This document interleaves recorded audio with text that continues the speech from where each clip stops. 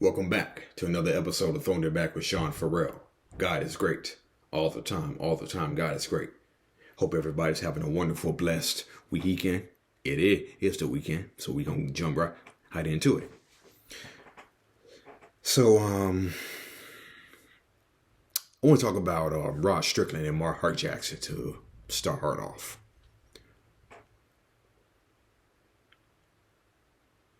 Rod Strickland had a pretty weird NBA career, okay? And it started when he was drafted by the New York Knicks, okay? So, he didn't even meet with the New York Knicks. He didn't even meet with the New York Knicks prior to the 1988 draft. But the New York Knicks took him, which was kind of weird because didn't they already have Mark Jackson, the reigning 1988 Rookie of the Year? Didn't they have him? Which made it a weird pick, especially when Rod Strickland said he wanted to start. Especially before Rod Strickland was drafted, he said he wanted to start. So wasn't that weird?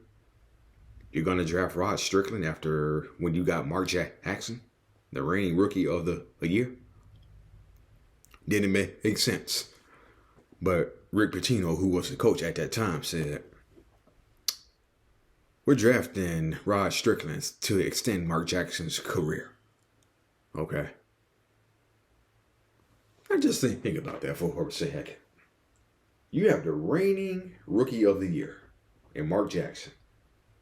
And then you go out and draft a guy who plays his exact same position. And then you want to say, we're trying to extend Mark Jackson's career. Does that logic even make sense? Does that logic even make sense? Because the young guys are going to want to play, right? The young guys is going to want to play. And I know Rod Strickland wanted to play, which made it even a weirder fit. Okay. But anyway, Jackson was still the starter for 1989. Strickland came off of the bench. But it was in training camp for the 89-90 season that Mark Jackson actually came to training camp out of shape. Okay. And Rod Strickland was on his ass. And just like I mentioned in the last video, Pete Myers didn't get along with Patrick Ewing. Mark Jackson and Rod Strickland, they didn't get along. Okay. And Rod Strickland ended up missing a few practices the previous season. Excuse me. Rod Strickland missed a few practices during the season. Was fined for it. It was actually a $250 fine for missing a practice.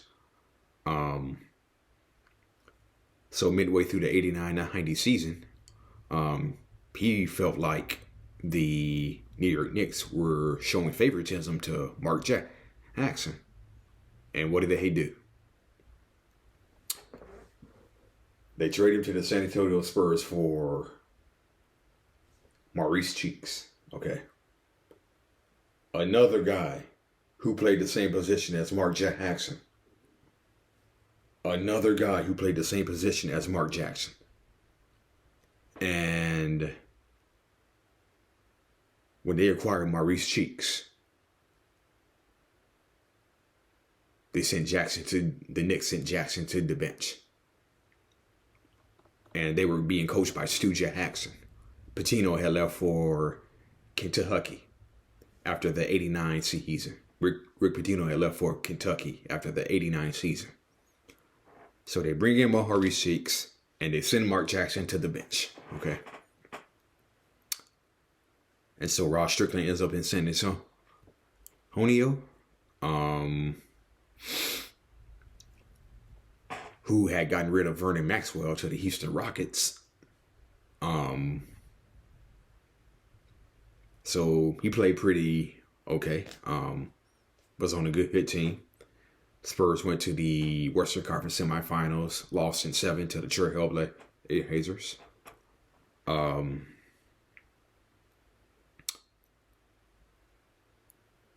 He had a weird career. Like I said, he just had a weird career. Ross Strickland really had a weird career. Played pretty well in 91. Spurs lost in the first round. He broke his hand in 1992. And he actually held out for a bigger contract before the season. And when he returned, he was booed by Spurs fans. He was booed by Spurs fans. Okay. And the Spurs got kicked out of the first round in 1992 by the Phoenix Suns. So he was a free agent after the 92 season. And he could go wherever he wanted. Now, I just said that before the draft, Strickland wanted to be a starter. And what did Ross Strickland do? He signs with the Portland Trailblazers, who already had Terry Porter.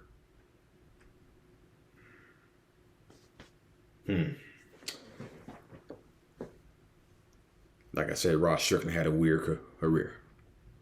He was still coming off the bench because you weren't unseating Terry Porter. Terry Porter had been holding it down at the point guard position since '86. Okay, so you weren't going to unseat Terry Porter, not now, at least. So he came off of the bench, and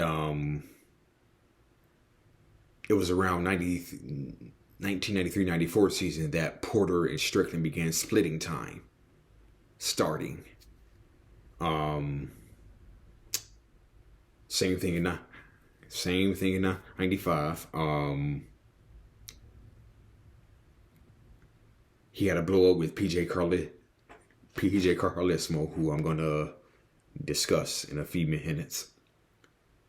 He had a blow up with PJ Carlesimo in the 95-96 season, and he was traded to Washington after the 96 season, and went to the playoffs. Got kicked out by Chicago in 97.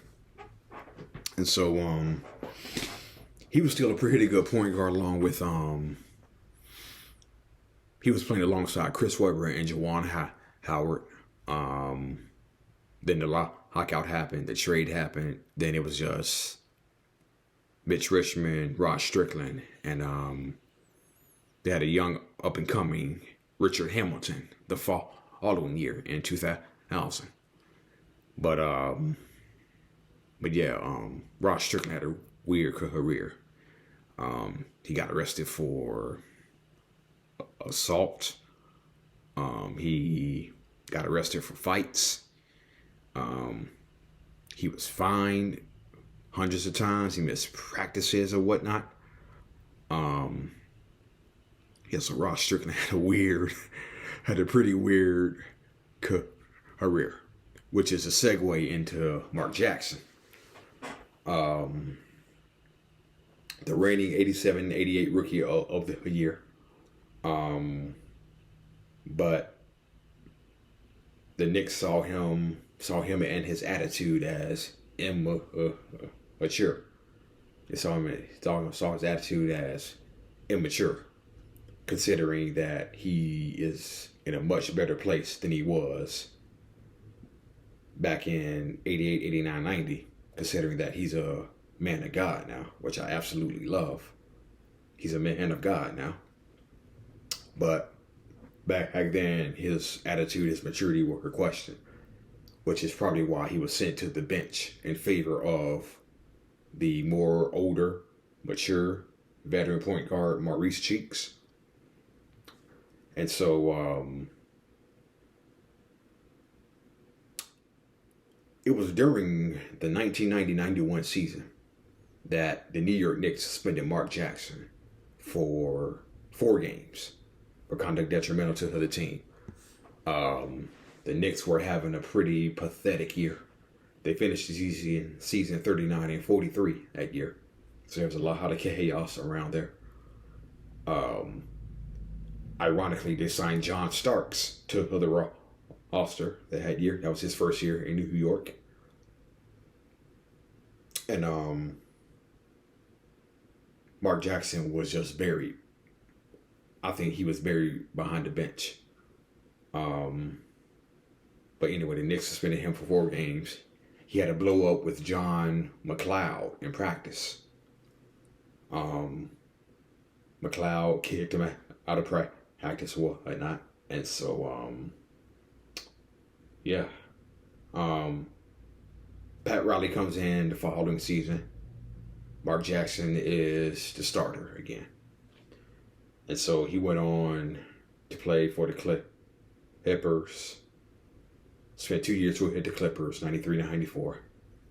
But then I think he really came to prominence in Indiana, where he was coached by Larry Brown, who coached the Clippers before he came to Indiana. So he was reunited with Larry Brown. Did a pretty good job. He did the little shimmy. I guess you could say that was probably the corniest Jackson shake that y'all have ever seen. Okay, dancing is not my strong suit. Okay, so forgive me for that. Anyway, though, but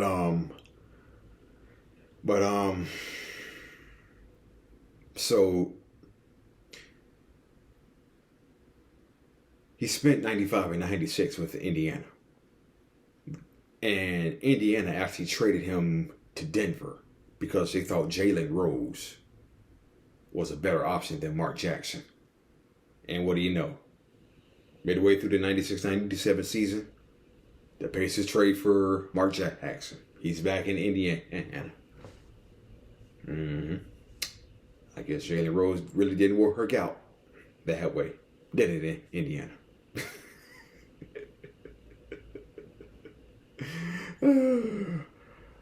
Anyway, so they reacquired Mark Jackson midway through the 96-97 season. And he was pretty much there until 2000, where they lost to the Lakers in the finals. Finished his career in Toronto. And he was traded back to New York midway through the 2001 season. Okay. And he also had stops in Utah and Houston. And there was an interesting story that came out of Utah where supposedly he was trying to push John Stockton.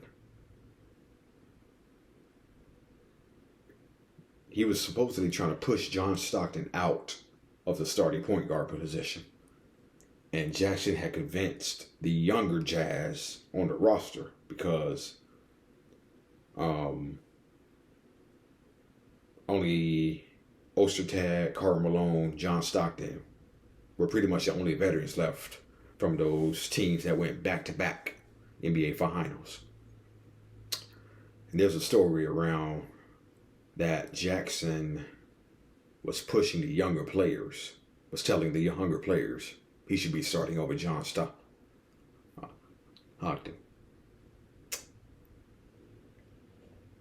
Just like I mentioned, Rod Strickland wasn't going to unseat Terry Porter. Mark Jackson wasn't going to unseat John Stockton. Karl Malone wouldn't allow it. Greg Ostertag wouldn't allow it. And I know for damn sure Jerry Sloan wouldn't allow that. Okay. Alright? Because I think Jerry Sloan was pretty comfortable with Stockton running the point. Okay. So I think he had no shot to take Stockton's job, even in John Stockton's final NBA season. Okay, final years in the NBA. So Yeah, he wasn't going to unseat John Stockton. Ended his career in Houston. And went into broadcasting, coaching.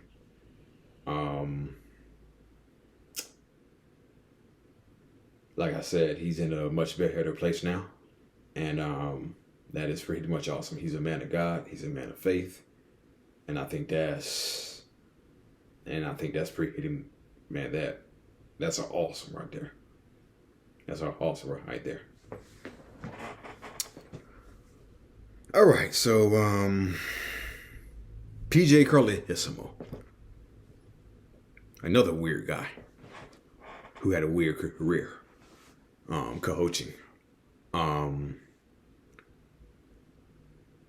did he coach in college? I believe he coached Providence, if I'm not mistaken. Seton Hall.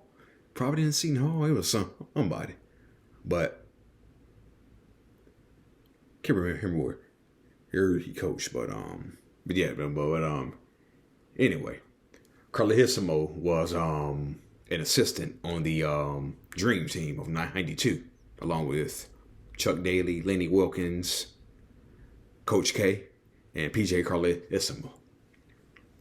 So he was a assistant on the 92 Dream Team, the greatest team ever. Besides the 96 Bulls, of course. Anyway, so I mentioned Rick Adelman. Rick Adelman came to Portland, and he replaced Mike Schuler. And I believe the Blazers were 14-21 when Mike Schuler was replaced by Rick Adelman, original member of the early days of the Portland Trail Blazers as a player, the early captain of the Portland Trail Blazers as a player. And so became an assistant under Mike Schuler. Blazers dismissed Schuler. Blazers finished 39-43 in 89. And they pretty much got manhandled by the Lakers in 3 straight games that year. But the next several years were better. 59-23 in 1990. Lost to Detroit in the finals. 63-19 in 91. Lost to the Lakers in the conference finals. 57-25 in 92. Lost to the Bulls in the finals. 51-31 in 93. 47-35 in 1994. Okay, so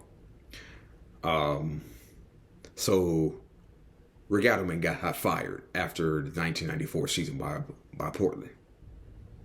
Who comes in and replaces him? PJ Carlesimo. Okay. Adleman coached a few years in Golden State. 96 and 97. Yeah, 96 and 97. So Adleman took a year off, coached in Golden State for the 96-97 season. I mentioned that Rod Strickland had a blow up with PJ Carlesimo. Carlesimo really didn't see eye to eye with the players, and I'm just guessing he didn't see eye to eye with Jerome Kersey, Terry Porter, or Clyde Drexler as well. Okay.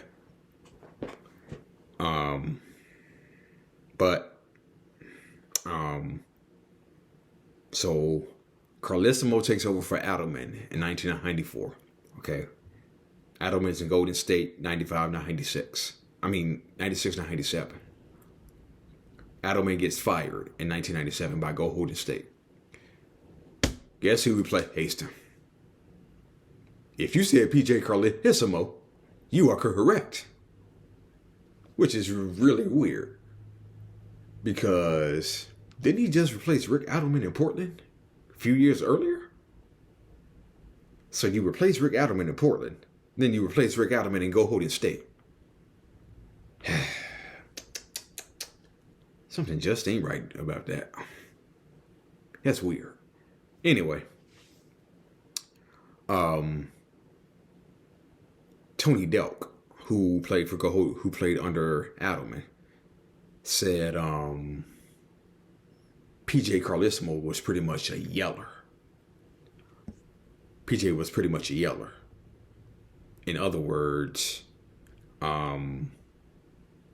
he really didn't talk to you. He really didn't talk. He just yelled. Okay. And Bimbo Coles said the same thing. He said PJ was pretty much a yeller. He pretty much got in your face and let you know whenever he had a problem. And the Warriors hired Carlesimo in '97, and the Warriors slogan was "No more Mr. Nice Guy." Okay. And people recall they had billboards posted all over the Bay Area of Carlesimo and his coaching staff in black sunglasses. Okay. So people described him as a yapping dog, and he needed a leash and a muzzle, and he was bothering everybody. Okay. And the Golden State players really weren't responding to PJ Carlesimo. They really weren't responding to him. Nor was Latrell Sprewell. Nor was Latrell Sprewell. And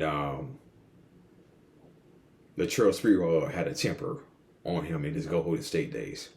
He got into a fight with Byron Houston in 1993, which I'm guessing that he probably lost that fight because Byron Houston was 250 pounds. And he got into a fight with Jerome Kersey.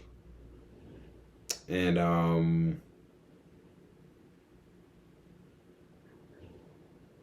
the story goes, Sprewell got a 2x4 and tried to get at Jerome Kersey. Okay. And so the Warriors are not responding to PJ. The players really don't like him. And so they were at practice one day. Latrell Sprewell was doing a passing drill, and PJ wasn't happy about how hard he was going through this drill or whatnot, saying you need to throw crisper passes. Sprewell was like, knock it off. Carlesimo walks to him, and as the players describe it, they heard a ball slam, and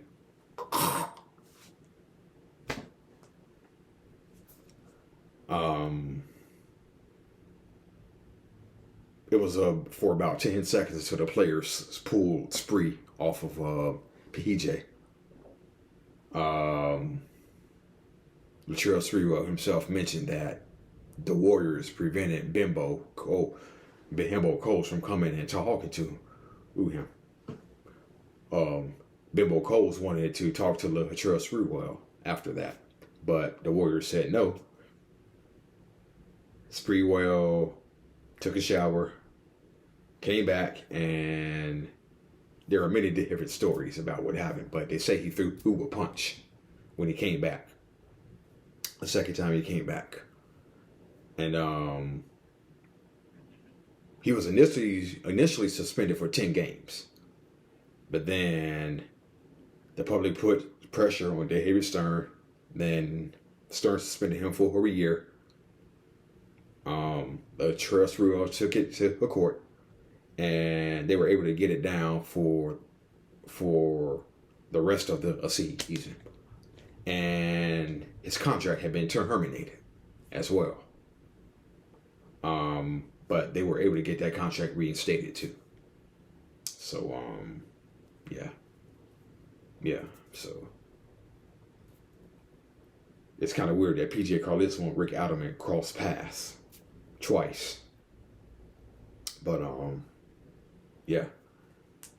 All right.